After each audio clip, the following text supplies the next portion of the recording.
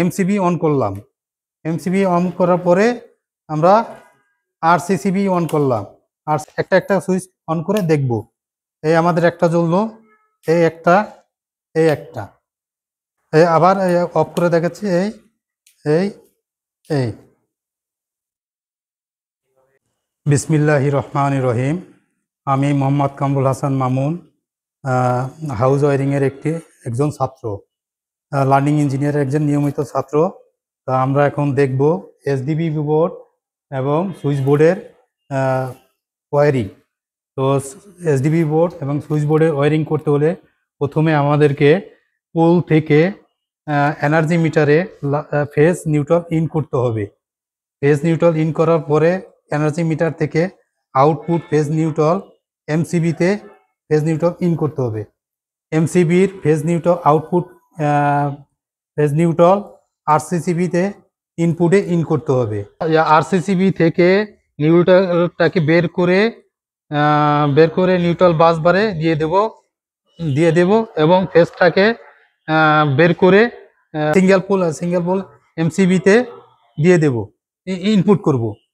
MCB থেকে output করে single pole output করে আমরা সুইচ বোর্ডে ইন করে দেব, সংযোগ করে দেব। এখন আমরা সুইচ বোর্ডের কানেকশন দেখব।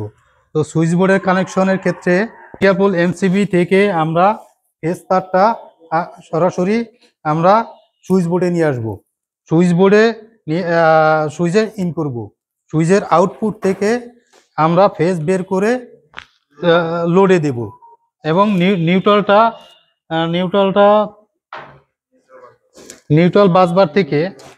বাসবার থেকে আমরা সরাসরি লোডে আলাদা আলাদা সংযোগ করে দেব। এখন আমরা পাওয়ার কানেকশন করে দেখব যে আমাদের কানেকশনগুলো ঠিক আছে কিনা। তো আমরা এনার্জি মিটারে সাপ্লাই দিলাম। সাপ্লাই দেওয়ার পরে আমরা এমসিবি অন করলাম। এমসিবি অন করার পরে আমরা আরসিসিবি অন করলাম। আরসিসিবি অন করার পরে আমরা সিঙ্গেল ফেজ অন করলাম। সিঙ্গেল ফেজ অন করার পরে আমরা চলে যাব সুইচ বোর্ডে। সুইচ বোর্ডে যাওয়ার পরে আমরা একটা একটা সুইচ অন করে দেখব। এই আমাদের একটা জ্বললো, এই একটা, এই একটা, এই আবার অফ করে দেখাচ্ছি, এই এই এই। এইভাবে একটি এসডিবি বোর্ড এবং সুইচ বোর্ড কানেকশন করতে হয়।